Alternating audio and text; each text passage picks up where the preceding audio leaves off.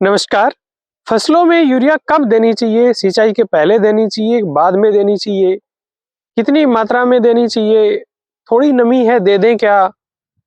इन तमाम प्रश्नों का जवाब इस वीडियो में आपको मिलेगा। देखिए, जो फसलों में हम नाइट्रोजन देते हैं यूरिया के मार्फत, उसका लगभग पौधे को 40% के आसपास ही मिल पाता है, बाकी वो लॉस हो जाता है। तो हम ऐसा क्या कर सकते हैं कि वो ज़्यादा से ज़्यादा पौधे को मिले?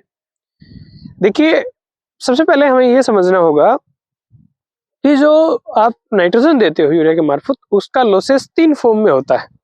एक होता है डीनाइट्रिफिकेशन, एक होता है अमोनिया वोल्टिलाइजेशन और एक होता है लीचिंग लॉसेस। इसको हम थोड़ा आपकी भाषा में समझते हैं।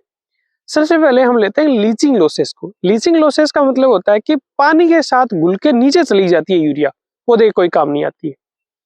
ये किस चीज पे निर्भर करता है कि वो पानी और ये कितना होता है? ये 2 से लेके 50% तक आपकी जो यूरिया है वो पानी के साथ घुल के बर्बाद हो सकती है। और ये किस चीज पे निर्भर करता है? ये सबसे पहले निर्भर करता है आपकी जमीन कैसी है। यदि बालू का अंश ज्यादा है, हल्की जमीन है, लाइट टेक्सचर है सॉइल का, तो वहां आपका ये लीचिंग लॉसेस ज्यादा होगा। यदि आपके भारी जमीनें हैं तो वहां पानी के साथ घुल के यूरिया नीचे जाएगी।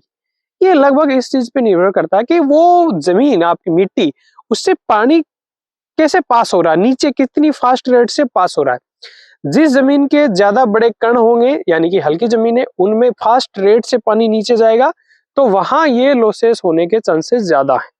ठीक है। दूसरा, ये इस चीज पे डिपेंड करता है। अच्छा, इसके लिए क्या करें? यदि आपकी हल्की जमीन है या ऐसा है, तो उसमें अपन मैनेजमेंट क्या कर सकते हैं? हम ये कर सकते हैं कि आप यूरिया देने के बाद में हल्की सिंचाई दो।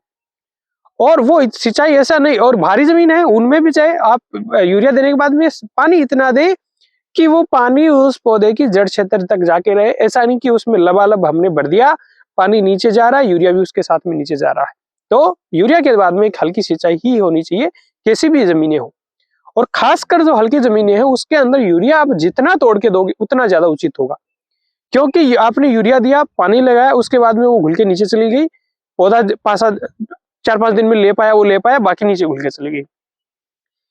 इसी से एक चीज और लिंक है, ये इस चीज पर भी निर्भर करता है कि वो जो आपके यूरिया में जो नाइट्रेट फॉर्म में नाइट्रोजन होती है, उसकी कंसंट्रेशन कितनी है। आपने बहुत सारा, जैसे 3 या 4 बैग एकड़ के में डंप कर दिए, और उसके बाद में जो आपका जो पानी का और यूरिया का इसका घोल बना, उसमें उसकी कंसंट्रेशन नाइट्रेट की ज्यादा है, तो वो ऑब्वियसली नीचे जाएगा। यदि कम कंसंट्रेशन उसकी रही तो प्लांट उसको ज्यादा से ज्यादा अपटेक कर देगा, अदरवाइज ज्यादा कंसंट्रेशन तो प्लांट उसको नहीं ले पाएगा। इसलिए, और ये खासकर हल्की जमीन वाले ध्यान रखें, इसलिए जब भी आप यूरिया दें तो हल्की जमीन है जहां बालू का अंश ज्यादा है, वो यूरिया को जितने टुकड़ों में तोड़ के दोगे, जब तक किसी भी फसल में फ्लोरिंग या उसका फलाव नहीं आता, तब तक वो बेस्ट है। भारी जमीन वालों के पास ये लिबर्टी है, क्योंकि उनकी जमीन होल्ड कर लेगी। हाँ, होल्ड से समझ आया?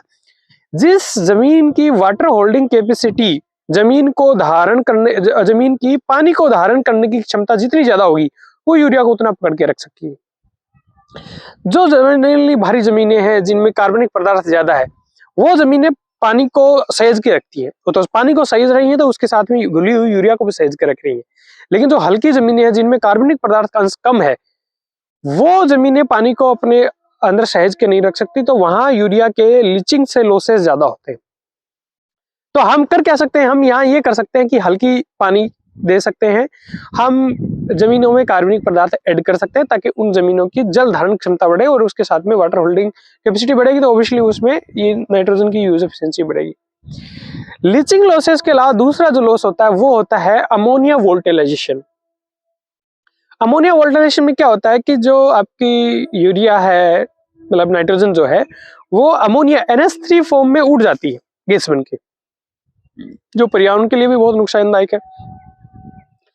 इसमें इसका लिंक ये मानिए कि पीएच से है। जिन जमीनों का ज्यादा पीएच होता है, उन जमीनों में अमोनिया वोल्टिलाइजेशन थोड़ा ज्यादा होता है। और भी कुछ फैक्टर हैं, आपकी सिंपली इसको इतना ही रखें हम कि ज्यादा पीएच से संबंधित, ज्यादा इसमें हम इंटरफेक्ट नहीं कर सकते। पर मैं अगेन यही कहूंगा कि ऐसी जमीनों में जहाँ पीएच थोड़ा ज्यादा है, वह पहले यूरिया फेंक दे, उसके बाद में पानी लगा दे हल्का, वो ज्यादा बेहतर स्ट्रेटेजी होती है।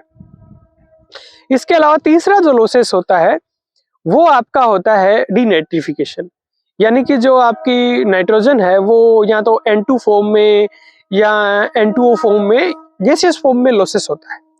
और ये जनरली कब होता है, जब आपने पानी उसमें लबालब भर दिया, फ्लडेड सिचुएशन होती है, यानी पानी भर गया, उस केस में ये इस फॉर्म में नाइट्रोजन का लॉसेस ज्यादा होता है। जनरली ये धान में प्रॉब्लम आती है।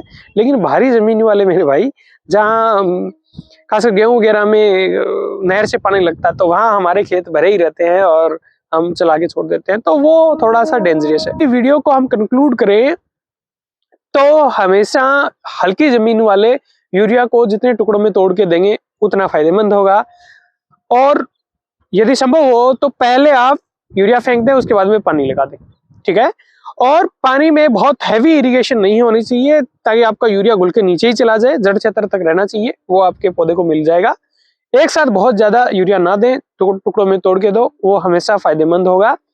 लेकिन चूंकि भारी जमीन है, वो होल्ड कर सकती है उस न्यूट्रिएंट को, उस पानी को, तो वहां आप जैसे गेहूं की बात ले लो तो 2 टुकड़ों में आप यूरिया दे सकते हो। लेकिन हल्की जमीन वाले इससे भी ज्यादा टुकड़े करेंगे, हर पानी पे यूरिया मार के, छींटा मार के पानी लगाएंगे, हल्का पानी लगाएंगे, तो वो उनके लिए फायदेमंद होगा।